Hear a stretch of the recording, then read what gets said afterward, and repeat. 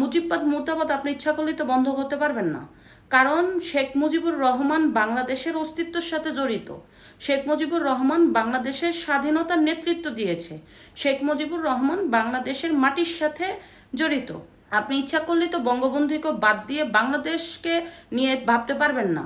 বাংলাদেশের ইতিহাস যতদিন থাকবে শেখ মুজিবুর রহমান ততদিনই থাকবে। অথচ এরকম একটা সিনিয়র নেতাকে আপনি শেখ হাসিনার জন্য গালিগালাজ করে আসছেন। আচ্ছা, শেখ হাসিনা না হয় অন্যায় করেছে ধরে নিলাম, তো শেখ হাসিনার অন্যায়টা আপনি শেখ মুজিবকে করছেন কেন? শেখ মুজিবুর রহমানের কি বাংলাদেশের কোনো অবদান নেই? সে কি বাংলাদেশের যুদ্ধে কোনো অবদান রাখেনি? শেখ মুজিবুর রহমান কি সামনে থেকে প্রত্যক্ষ এবং পরোক্ষভাবে বাংলাদেশের স্বাধীনতার একজন নেতা ছিলেন না? তাকে নিয়ে কটূক্তি করেন।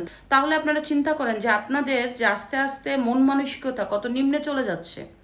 শেখ মুজিবুর রহমান তো বাংলাদেশের একটা পার্ট, আপনি ইচ্ছা করলেই তো বন্ধ করতে পারবেন না। আপনি কি বন্ধ করতে পারবেন? বাংলাদেশ কি বন্ধ করতে পারবে?